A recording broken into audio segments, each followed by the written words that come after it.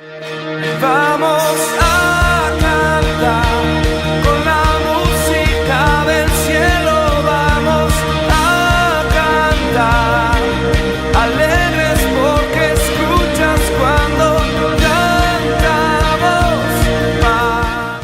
Gracias por la vida de cada una de estas personas que ha venido a este santuario. Y al estar aquí, Señor, pedimos tu dirección y la guianza de tu Espíritu para que digamos todo lo que tú quieres que digamos. Y que no digamos ni una sola palabra que tú no quieres que salga de nuestra boca. Bendícenos con el ministerio de tu palabra. Hebreos 6:10.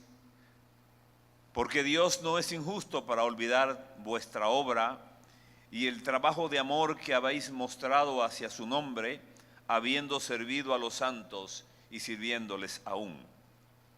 Pero deseamos que cada uno de vosotros muestre la misma solicitud hasta el fin, para plena certeza de la esperanza, a fin de que no os hagáis perezosos, sino imitadores de aquellos que por la fe y la paciencia heredan las promesas. Y aquí tenemos una idea clara de la necesidad de imitar a otros. Por eso vamos a hablar en esta mañana de modelos necesarios. Vamos a pasearnos por unos pasajes de la Escritura donde aparecen unos personajes con las mismas crisis que nosotros,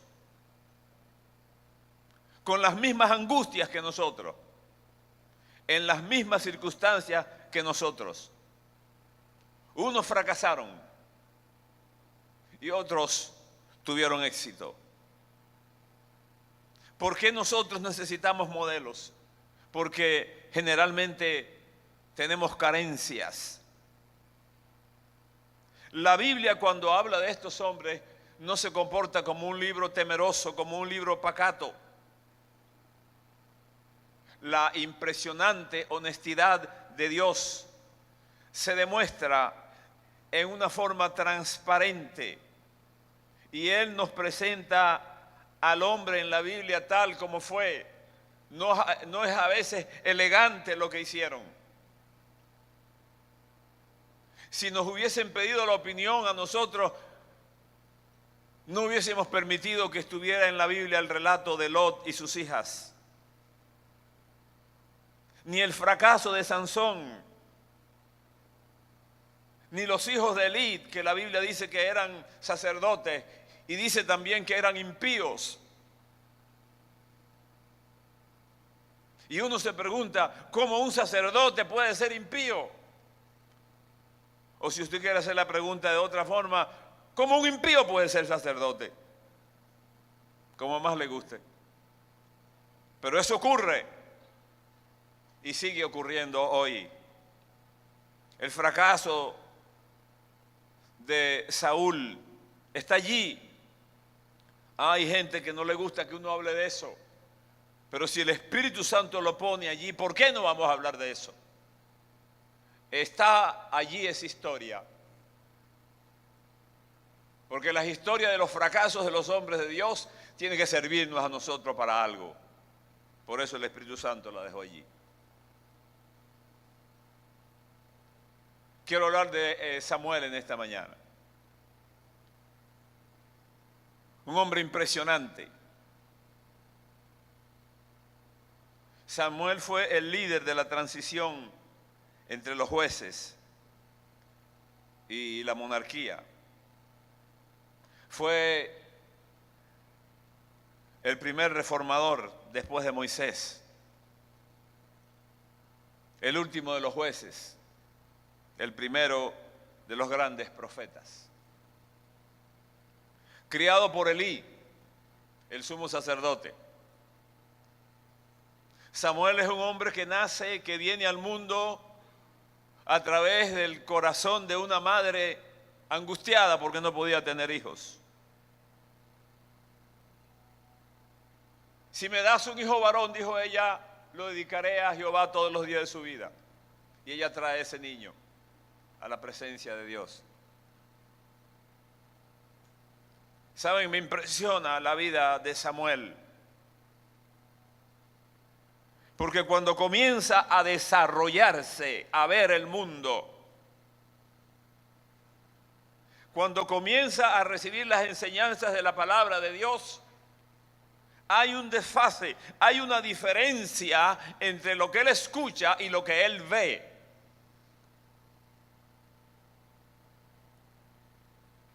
Saben, tenemos un problema bien serio los cristianos cuando no tenemos claridad de la diferencia que hay entre lo que yo soy y lo que yo hago. Nos presentamos ante la gente y la gente tiene un concepto de lo que hacemos. Pero hacemos muchas cosas y tenemos muchos escenarios en nuestra vida.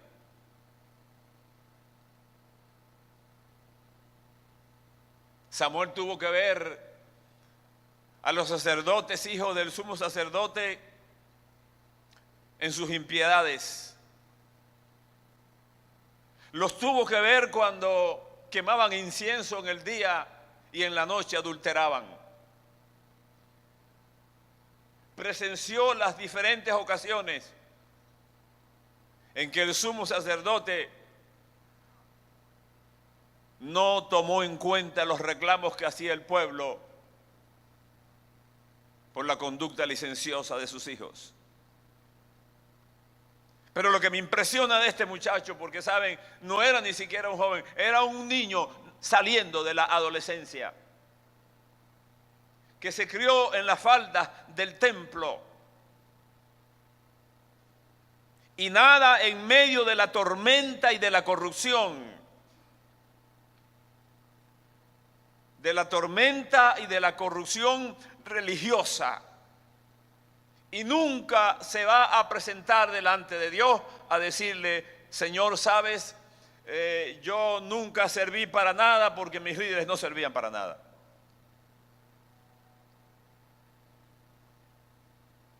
Señor, yo nunca fui un buen líder porque no tuve modelos. Si algo tenía claro Samuel era esto: pecar es una decisión personal. Ser santo también es una decisión personal. Tenemos las influencias del mundo, de la gente, de los líderes, de los que nos rodean. Pero nunca nos podemos presentar ante la presencia de Dios con esas excusas.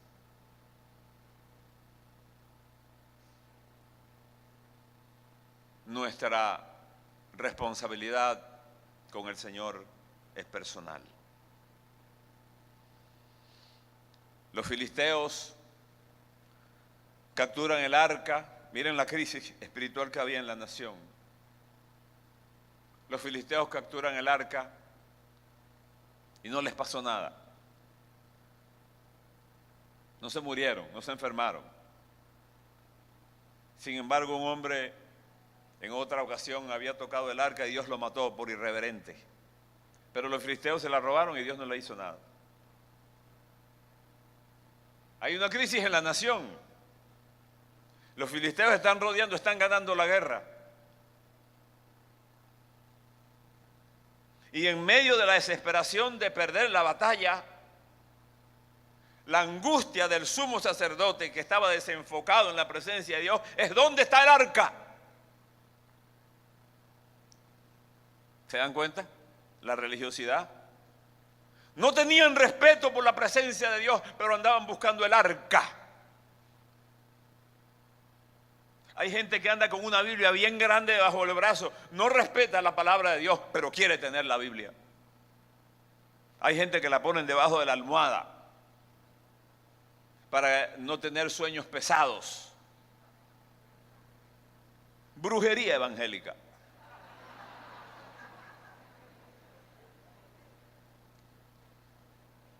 Esa es la versión de la cruz de palma puesta detrás de la puerta. Es lo mismo, solo que esta es evangélica.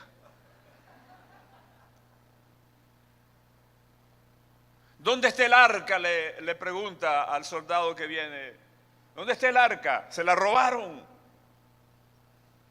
Nunca habían respetado la presencia de Dios, pero creían que el símbolo, ¿se dan cuenta? Esa es la crisis de la religiosidad. La crisis de creer que porque vengo a un culto y traigo mis diezmos y traigo mis ofrendas y soy músico en la iglesia y formo parte del grupo de alabanza y soy ujier o soy ministro, por eso ya tengo el problema resuelto. No, no es así. Hay una angustia existencial que percibimos en el texto de la palabra de Dios, del mismo Dios, porque la gente no entiende eso. El sermón del monte no es otra cosa que el encuentro de la presencia de Dios con la religión. Los líderes que tenían que haber hecho una fiesta cuando vino el Mesías, ni siquiera se dieron cuenta que el Mesías había venido. Estaban demasiado ocupados en los detalles de la ley, de la manera de hacer el culto, de hacer las cosas, primero esto, segundo esto, tercero esto. Pero vino el Hijo de Dios, realizó el milagro más impresionante de la historia, la encarnación del Hijo de Dios. Y un liderazgo ciego, religioso, sin la presencia de Dios, no se dio cuenta de eso. Este es el ambiente en el que surge Samuel. Un niño que ni siquiera puede entender el momento en que Dios lo está llamando. Lo que voy a leer ahora es lo que Samuel le está diciendo al pueblo ya al final de sus días. Es un anciano, ha vivido y se está examinando ante la nación. Quienes de alguna manera tenemos un liderazgo en la iglesia, tenemos que poder ser examinados por la gente. La vida de nosotros tiene que ser transparente y la gente tiene el derecho de saber todo lo que hacemos y todo lo que somos. Dijo Samuel a todo Israel. Primero de Samuel 12. He aquí yo he oído vuestra voz en todo cuanto me habéis dicho y os he puesto rey. Ahora pues, he aquí vuestro rey va delante de vosotros, ya yo soy viejo, yo estoy lleno de canas, mis hijos están con vosotros. Y yo he andado delante de vosotros desde mi juventud hasta este día. ¿Se dan cuenta? Es el examen. Es un líder que al final de su vida está desnudando su corazón para que la gente le diga si es verdad lo que él piensa que ha hecho.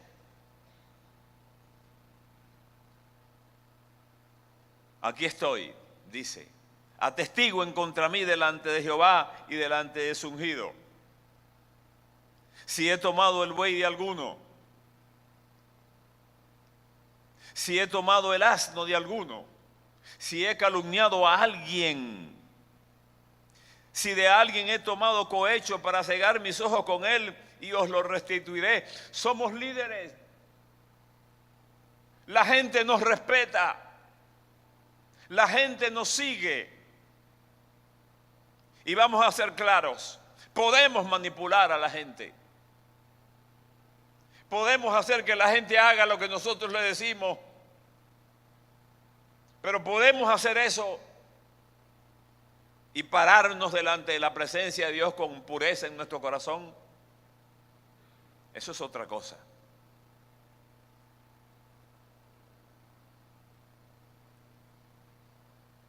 Es una crisis que la iglesia tiene que resolver. Tenemos que aprender a hacer lo que está haciendo Samuel. Me encanta cuando veo estas reuniones. Me encantaba escuchar predicando a Benjamín. Y lo dije, necesitamos jóvenes como él, que le han dedicado su vida al Señor. Cuando uno ve a estos muchachos predicando con esa unción, con esa autoridad, uno siente que se reconcilia con la vida. Y uno piensa, bueno, no todo está perdido, hay mucha esperanza todavía. Ustedes están aquí porque Dios está levantando una generación que va a cambiar esta nación.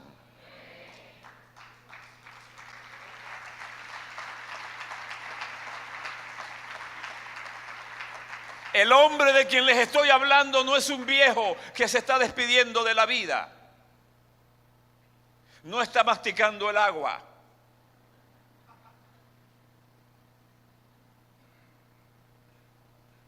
No está hablando con el corazón en la mano porque le quedan pocos días de vida. Es un hombre en la flor de la vida, pero que entendió y decidió lo que significa estar en la presencia de Dios, que brincó la talanquera, la frontera que hay entre la estructura de la iglesia y la iglesia. La diferencia que hay en eso que uno mira cuando entra a un templo, uno mira a la gente cantando, los adoradores, los músicos, y uno mira eso como la iglesia inocente, pero hay una estructura detrás de bastidores, hay una política, una manera de hacer las cosas, hay una diferencia entre el organismo y la organización. Y a veces la organización trata de matar al organismo. A veces la iglesia organizada mata al cuerpo de Cristo. Samuel se está examinando ante la nación. No tiene miedo, ¿sabe? No estoy seguro de que muchos líderes puedan hacer eso hoy en día. Me imagino que si algunos trataran de hacerlo, la gente les caería encima. Pero Samuel no tiene esos temores. Nunca nos has calumniado, les dijo, ni agraviado, ni has tomado algo de mano de ningún hombre. Y él les dijo, el Señor es testigo contra vosotros, y su ungido también es testigo en este día, que no habéis hallado cosa alguna en mi mano. Tremendo. Salió bien parado Samuel del juicio que la gente hace o debe hacer de nosotros. Cuando somos íntegros, no tendremos que manipular a nadie para que no hable mal de nosotros. Que la gente diga lo que la gente quiera decir. Cuando usted tiene la verdad en la mano, usted no tiene temor. Por eso le digo a la gente en esos conflictos que vienen, mira, que están diciendo, que están haciendo, y es verdad lo que dicen, no es verdad, entonces quédate tranquilo.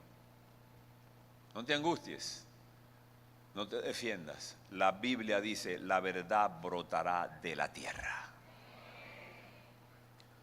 Ok, vamos a pasar a hablar de Daniel. Daniel es un muchacho impresionante. Un día lo sacan de su medio. Tiene que convivir en un reino pagano. Es muy joven. No sabemos cómo va a reaccionar. Saben, la Biblia no nos habla de la condición espiritual de Daniel. Pero él ahora va a interactuar en un medio extraño, él y sus amigos, sus hermanos.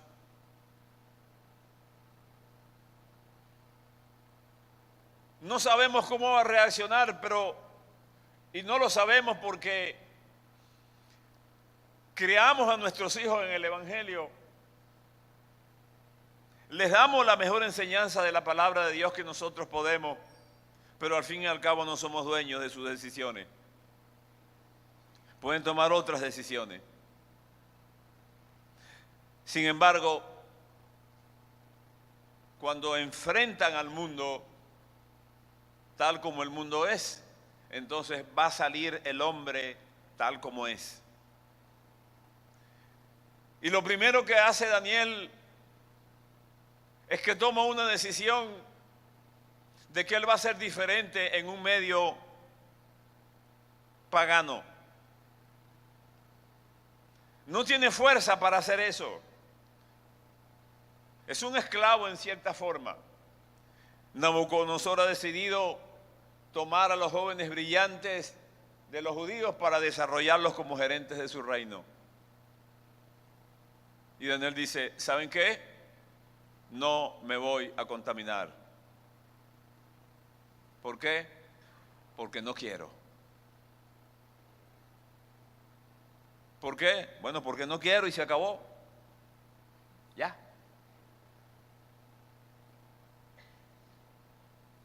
Sin muchas explicaciones.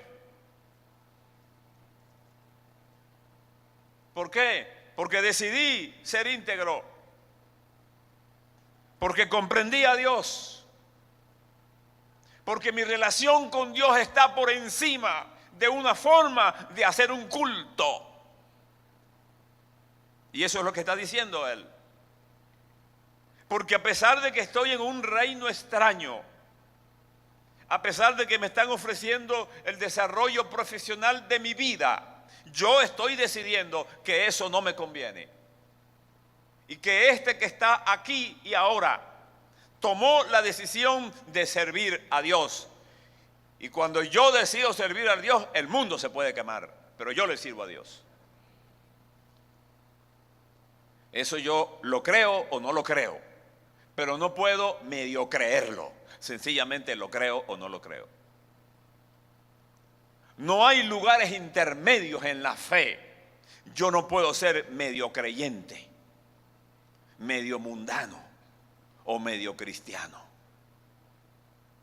No me puedo medio condenar en el infierno. Y no puedo medio entrar en el reino de los cielos. No puedo medio nada. Con Dios es todo o nada. Es decir, no se pueden hacer combinaciones. La relación con Dios no admite ese tipo de combinaciones. Y él dice, no. Si quieren me prueban, nos prueban. Y bueno, los probaron y pasaron la prueba. Pero como los poderosos tienen mala memoria, después Nabucodonosor levantó una estatua y había que adorarla. Y otra vez. Y los amigos de Daniel le dicen, el rey les pregunta, ¿ay, ustedes no van a adorar la estatua? Pues no. Me encanta la frescura con que ellos responden. Porque no solamente respondieron que no, sino que le dijeron al rey, es más, no te vamos a responder de eso.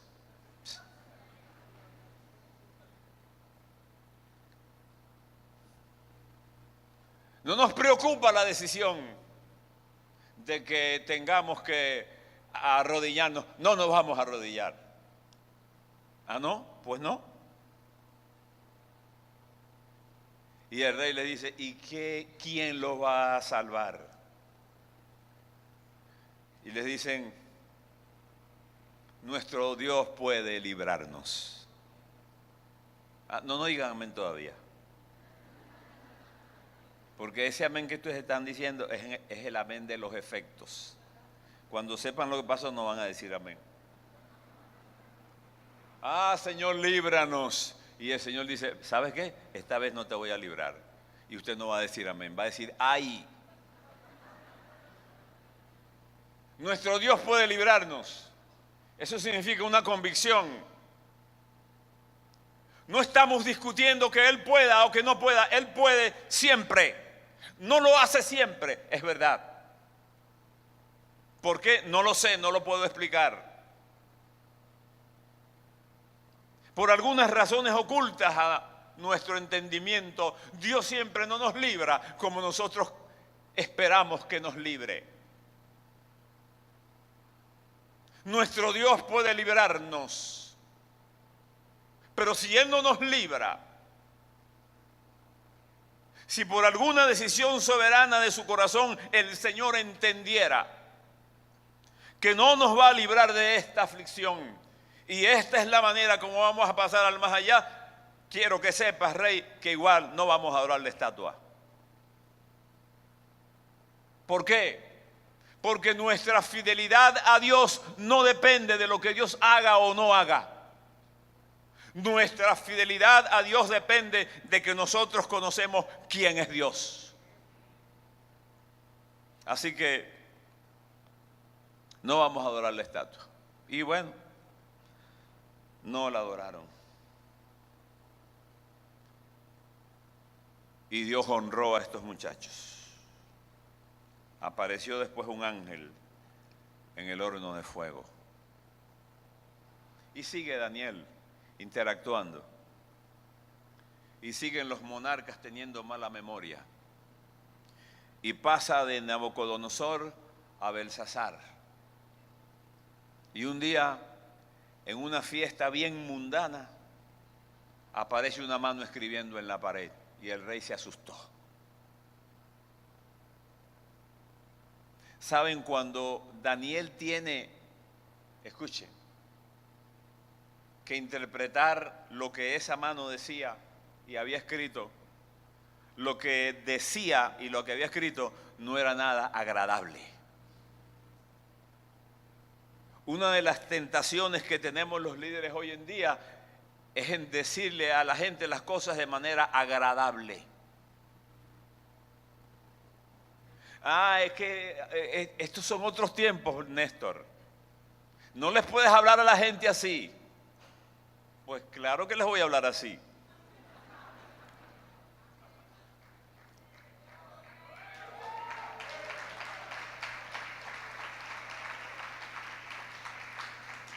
Este mensaje no es de mi propiedad, yo no inventé esto.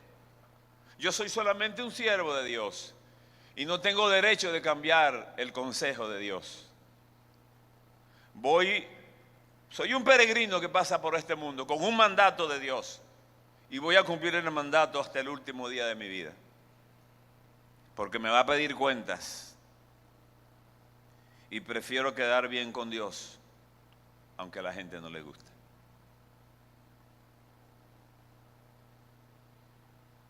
Daniel sabía lo que le iba a pasar al rey. Esta noche te van a matar. Y lo mataron esa noche. No se le puede decir eso a un rey. Imagínese usted que le diga, ajá, ¿qué fue lo que Dios te dijo? Imagínate, si le digo que lo van a matar, bueno, que te van a matar. Es más, los persas se van a adueñar esta noche del reino. Te van a matar y se acabó el reino. Es muy fuerte la tentación de ponerle un pedacito de un mensaje light para que el rey lo acepte como si le inyectáramos anestesia, ¿no? Y esa noche lo mataron y se acabó el reino de los caldeos. Pero ahí estaba Daniel. Ya no es un muchacho, y es un hombre por encima de los 50 años, pero ha mantenido toda la vida una rectitud.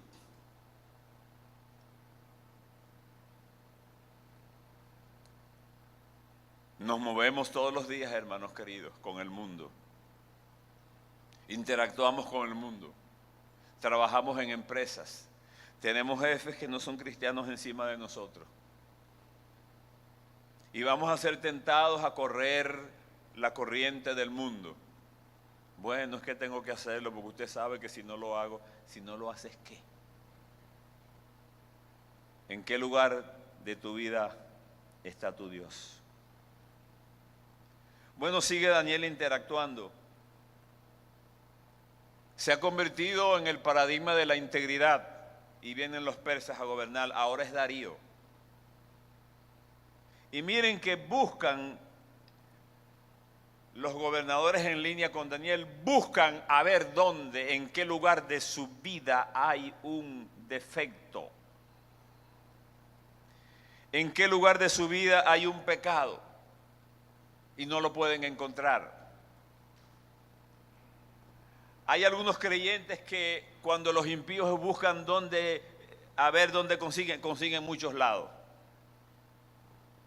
Y le dicen a uno, ¿y eso qué es evangélico? Pero con Daniel no pasó eso. Lo único que consiguieron era que se la pasaba orando a Dios. Y desde el punto de vista de esos criterios y de esos valores de los persas, eso era un pecado. Y le hicieron una tarácala, un cuento, y le levantaron un expediente irreversible y lo mandan al foso de los leones. ¿Saben? Y cuando a Daniel lo mandan al foso de los leones, cuando firman el decreto, Daniel no se puso a hacer las cosas que uno ve que la gente hoy en día hace. Empiezan a declarar y a brincar y a saltar y no pasa nada. Yo declaro. ¿Qué declaras qué? Como si Dios fuera un juguete de nosotros. No declaran que un paralítico se levante, eso sí no lo declaran. Pero declaran que van a ser llenos de bendición. Y Dios dice, ¿bendición de qué? Dice la Biblia, Daniel abrió las ventanas de su casa y oraba 3 veces al día. Y me encanta esta frase, como lo solía hacer antes. Es decir, había una oración consustancial con la vida del profeta. No era una oración accidental de fin de semana. No era una oración utilitaria de esas que hacen la gente cuando están muy apurados. No es una oración rapidito en la mañana para irme al trabajo. No es una oración religiosa en la noche para dormir con un sueño suave, como si Dios es mi niñera. No, es una oración que forma parte de mi vida. De hecho, no es una oración, es una vida de oración. Y cuando el libro de Daniel describe a Daniel desde el punto de vista de la opinión de los persas, dice que él era superior, porque tenía un rango superior a los otros gobernadores, pero dice que en Daniel había un espíritu superior. Y me encanta esa frase, porque los cristianos somos superiores. Aleluya. Yo sé que la frase no les gustó, pero no la estoy diciendo desde el punto de vista del orgullo. Es que si no somos superiores, tenemos que ser superiores. ¿Por qué? Porque nadamos por encima de la corriente. Porque caminamos a contrapelo de la moral del mundo. Porque cuando la gente dice la mentira, nosotros tenemos que decir la verdad. Porque cuando la gente cierra su corazón, nosotros tenemos que abrir el corazón. Somos cartas abiertas. El Evangelio no es simplemente un camino para librarnos del infierno. Sirve para eso, pero no es para eso nada más.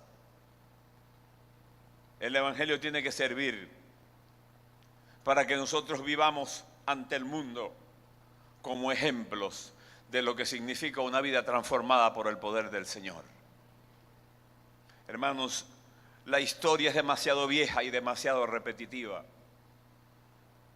A través de toda la Biblia, Dios se ha quejado de la diferencia entre la relación y la religión.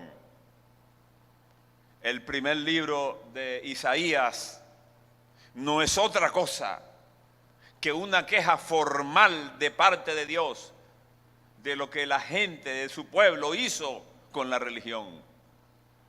Y Dios dice, estoy cansado de la religión, de sus ofrendas, de sus cultos, de su forma, de sus liturgias esclerosadas. Estoy cansado de eso, quiero un pueblo que se relacione conmigo. Ay, cuando empiezas a relacionarte con Dios, algunas cosas de la iglesia te van a molestar.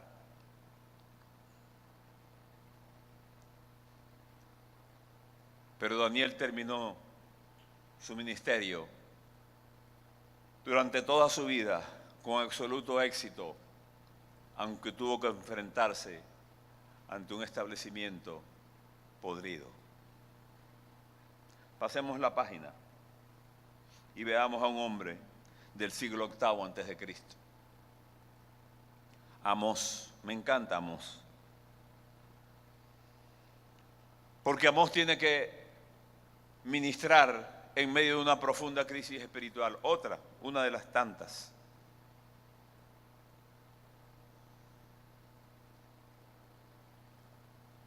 Había un buen crecimiento económico en Israel. Había en el reino de Jeroboam II, habían expandido inclusive las fronteras. Y la gente estaba contenta, porque cuando hay un buen trabajo, una buena casa, una linda familia, entonces Dios es un adorno. Sí, vamos a la iglesia los domingos, con la familia y tal. Y de repente la gente dice, bueno, hace días que no voy, pero este domingo voy. Es decir, voy a cumplir con Dios, como si Dios está muriendo.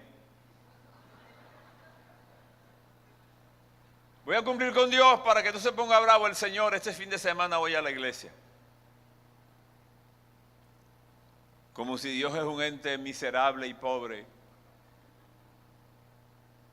que le va a dar un infarto si tú no vienes al culto. Como si le estamos haciendo un favor al establecimiento religioso.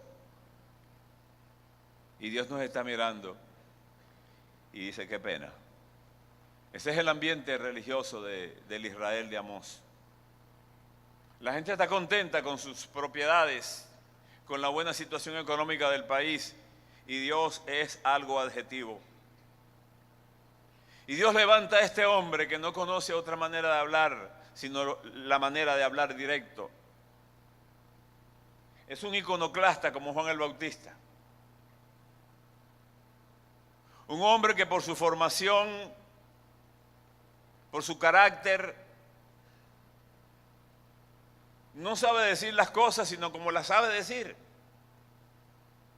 sin adornos, con un estilo sencillo, un estilo rudo, porque no era un egresado de Harvard. Era un pastor, no evangélico, pastor de ovejas de dos patas,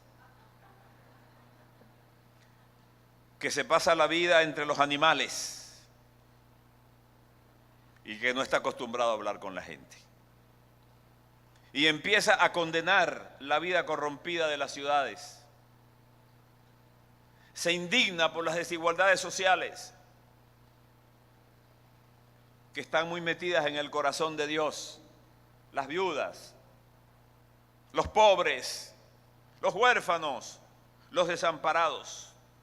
Protesta por la injusticia y por la falsa seguridad que depositaron sus contemporáneos en los ritos religiosos que están vacíos porque ya no significan compromisos personales. La gente se ha olvidado de Dios y Dios trae a Amós. Dios castigará a los poderosos, la clase dirigente de Samaria, que pecan maltratando a los pequeños del pueblo. Amós critica la idolatría, la violencia, la injusticia. Critica la disolución universal y la corrupción en que está sumida el rebaño elegido de Dios. Y este hombre se encuentra con la oposición en el mismo pueblo de Dios, de hecho en el mismo liderazgo. Miren el triángulo que aparece: el rey Jeroboam II,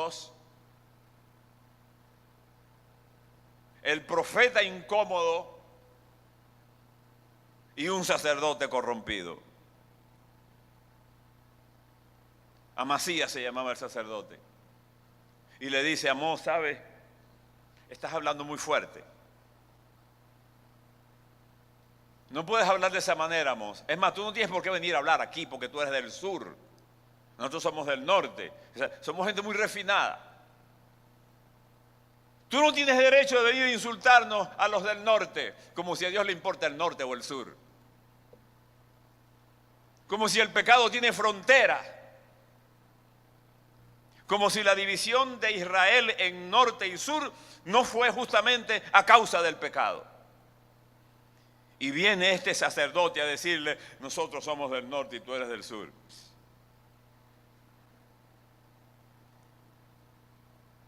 Vete a profetizar allá, en Jerusalén. Nosotros somos de Samaria. ¿Y sabe lo que le dice Amós? Te lo voy a decir bien claro, Amasías. Tú y yo tenemos un problema.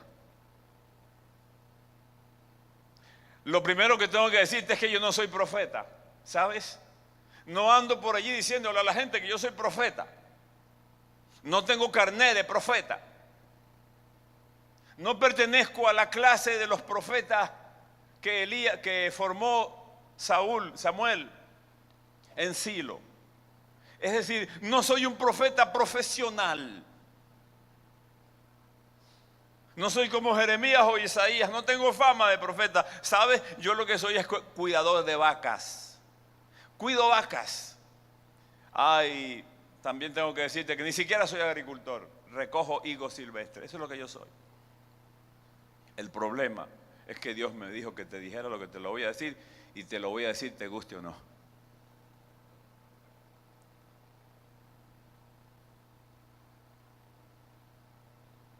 Quiero decirte además que tú tienes un problema que yo no tengo. Tú estás cuidando un salario y yo estoy cuidando un principio. Tú estás cuidando una posición política. Te has corrompido en el ministerio y no te atreves a decirle la verdad al rey porque estás viviendo de esa gota de corrupción. Yo no tengo ese problema, Amasías. Yo represento a Dios y a su palabra. No represento lo que la gente quiere oír. No me mandaron a cantar para que la gente me felicite. Usted sí canta bonito. No, yo canto feo. Pero eso es lo que Dios me dijo que hiciera. Si te gusta, tú verás qué haces con eso. Jeroboam morirá a espada. Israel será llevado de su tierra en cautiverio. No, eso es muy fuerte. No, es muy fuerte. La tierra no puede escuchar sus palabras. Y le dijo 5 cosas. 5 cosas. A veces la gente le dice a uno: ¿y usted por qué dice las cosas así? Ay, ¿cómo quiere que se las diga? Bueno, póngame un CD ahí con musiquita suave. Igual se la voy a decir. Así que es mejor que se la diga tal cual como es, para que después en el reino de los cielos no se queje. Van a llegar algunos en el reino de los cielos. ¿Cómo que tú te llamas? Fulano está. No estás en la lista. ¿Cómo? No está. No tiene que haber un error, Señor. Tiene que haber un error allí. Yo era profeta. Yo hacía milagros. Es más, reprendía demonios. Imagínense usted. Hasta el diablo me tenía miedo. Y el Señor te va a decir: sí, yo sé todo eso, hijo, pero no estás en la lista. Sí, yo estoy diciendo eso para evitar eso. Yo estoy diciendo lo que estoy diciendo para evitar que la gente sufra eso. Y ojalá que algún día en el reino de los cielos alguien se acuerde de mí. Menos mal que le hice caso al hermano Néstor. Que no se trata de que le queremos arruinar la fiesta a nadie. No se trata de que queremos ser odiosos. Queremos ser, por amor, decirle a la gente, si usted está aquí y siente angustia, bueno, pellízquese y dése cuenta de que está a tiempo. Pero sería terrible que usted estuviera en el reino de los cielos y le dijera al Señor, no, no estás en la lista. Pero yo, no, aquí no hay pero. No hay pero porque después de la muerte se acaban los peros. Así que no hay forma de que se resuelva ese problema de esa manera. Y bueno, pasó lo que pasó. El juicio de Dios vino sobre una nación que se había olvidado de Dios. Vamos a hablar finalmente de un hombre del Nuevo Testamento, de Pablo. Sin duda alguna, la personalidad más influyente en la historia del cristianismo. Desde su conversión en el camino de Damasco, su vida estuvo dominada por una ardiente devoción a Cristo, sin variaciones. Y se convirtió Jesús en el motivo y en el objeto y en el motor de su predicación. Lo que vamos a leer ahora es una narración del fin de su vida. Final del tercer viaje misionero, Pablo viene hacia Jerusalén. Ya es un anciano. Ha ministrado durante muchos años y ha formado líderes. Viene apurado desde Mileto hacia Jerusalén. No quiere pararse en Éfeso y manda a llamar a los ancianos de la iglesia. Es un ministro de Dios con mucha sabiduría, con mucho carácter.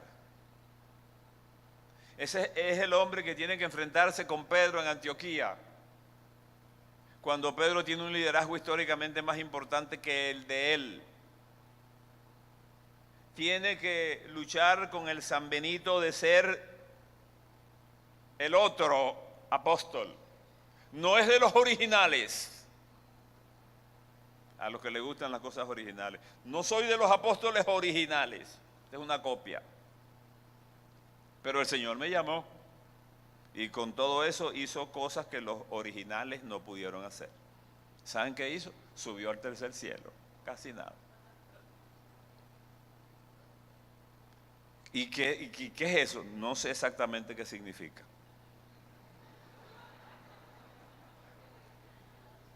Pero él dijo, escuché cosas que no le he dado al hombre comprender.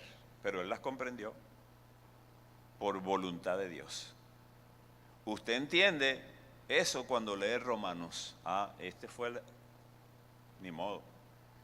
Tenía que entrar en el tercer cielo, tener alguna transformación, algún conocimiento para poder hacerlo. Ese es el hombre del cual estoy hablando. Un hombre que tiene una relación profunda con Dios y que se enamora de Dios y del Evangelio de tal manera que para mí el vivir es Cristo y el morir es ganancia. Ahora se está despidiendo y miren lo que dice.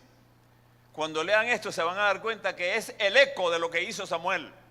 Es la misma cosa, cambiando las distancias. Enviando pues desde Mileto a Éfeso, hizo llamar a los ancianos de la iglesia, y cuando vinieron a él les dijo, miren lo que les dijo, vosotros sabéis cómo me he comportado entre vosotros todo el tiempo desde mi primer día que entré en Asia. ¿Qué está diciendo? Señores, ustedes saben quién soy yo. Ustedes conocen mis entradas y mis salidas. No hay lugares turbios en mi vida. No hay departamentos de mi corazón donde ustedes no puedan entrar. No tengo secretos, es lo que está diciendo Samuel y lo que está diciendo Pablo. Mi vida es transparente como tiene que ser la vida de un líder, de un hijo de Dios. Ustedes saben cómo me he comportado. Y cuando un líder le habla así a la multitud, y la multitud en este caso está formada por otros líderes, el líder tiene que esperar una respuesta. Le he servido al Señor con toda humildad, con lágrimas y pruebas que me han venido por la acechanza de los judíos, y como nada que fuese útil, he rehuido el anunciaros y enseñaros públicamente y por las casas, testificando a judíos y a gentiles acerca del arrepentimiento con Dios. Saben, hermanos, llegué a la iglesia cuando tenía 8 años.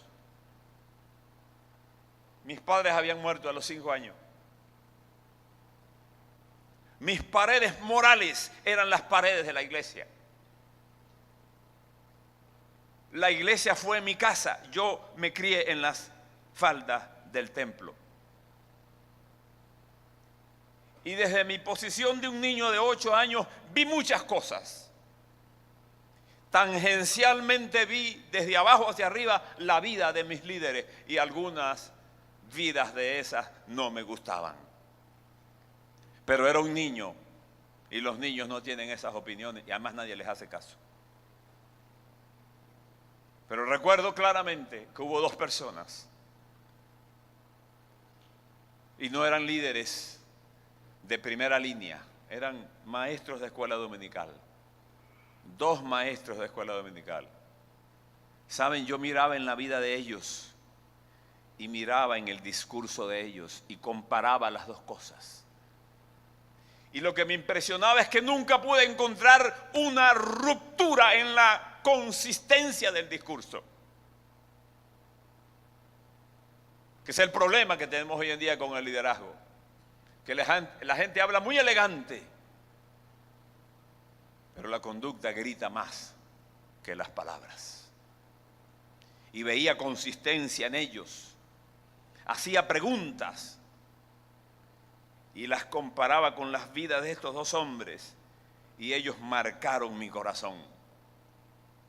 Lo marcaron de tal manera que todos los conflictos que tuve en mi desarrollo como joven líder de la iglesia, los que tuve como pastor en diferentes congregaciones, las que tuve como dirigente organizacional, todos los conflictos que tuve tenían que ver con la integridad del liderazgo. Porque desde ese escenario, el Señor me hizo entender que tenía que haber consistencia entre lo que soy y lo que hago. Y eso es lo que está haciendo el apóstol Pablo. Salvo que el Espíritu Santo por todas las ciudades me da testimonio diciendo que me esperan prisiones, pero de ninguna cosa hago caso, ni estimo preciosa mi vida para mí mismo, con tal que acabe mi carrera con gozo y el ministerio que recibí del Señor Jesús, para dar testimonio del Evangelio de la gracia de Dios. Ahora, he aquí, yo sé, miren, va a Jerusalén y él lo sabe.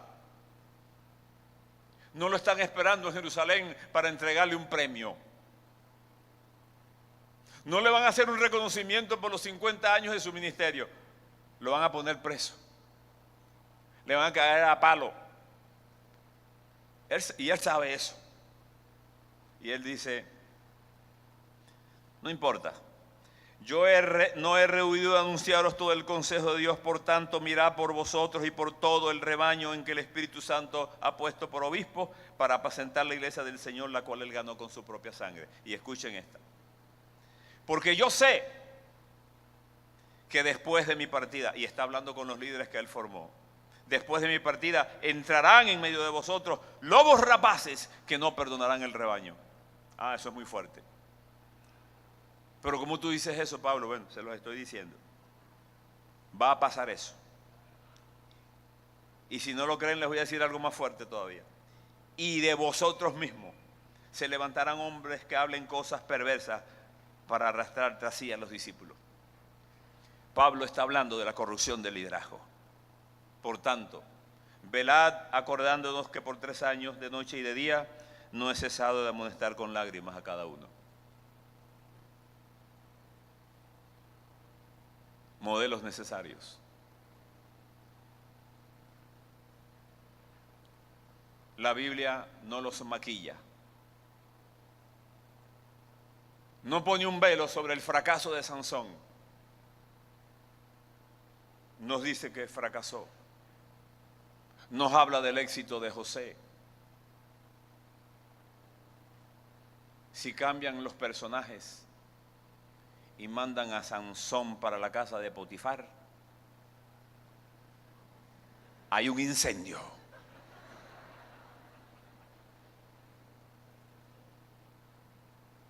No porque el diablo es más malo con uno o con otro, sino porque José y Sansón decidieron cosas distintas. ¿Quiénes han de ser nuestros modelos? La gente íntegra. Los líderes que me regañaban y que no me gustaba cuando me regañaban cuando yo llegaba a la iglesia, cuando me llamaban la atención por mis errores, nunca me lo dijeron con música, me lo dijeron de frente, y hoy le doy gracias a Dios por eso, porque marcaron mi corazón. Pónganse de pie, por favor.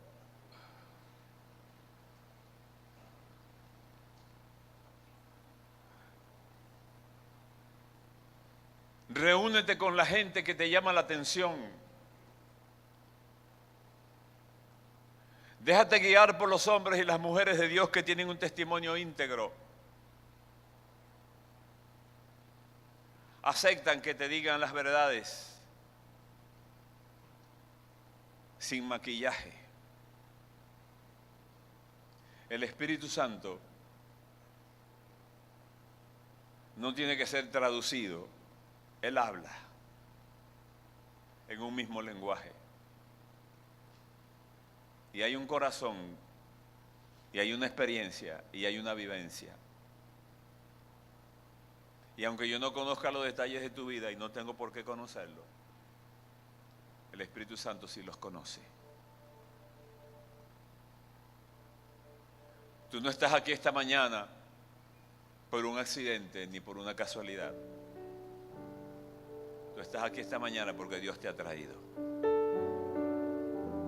Yo tengo la absoluta convicción de que en esta mañana aquí están muchos de los líderes que van a transformar esta nación. Yo tengo la convicción de que aquí están sentados y de pie en este momento profetas de Dios. En formación, pero profetas de Dios. Los grandes evangelistas, los apóstoles, los grandes pastores, los maestros, en fin, los grandes adoradores y músicos, los gerentes de la iglesia, los hombres y las mujeres que en el ministerio y en la tarea que Dios les ha entregado van a transformar esta nación. Porque esta nación, hoy en turbulencia, se arrodillará para reconocer que Jesucristo es el Señor.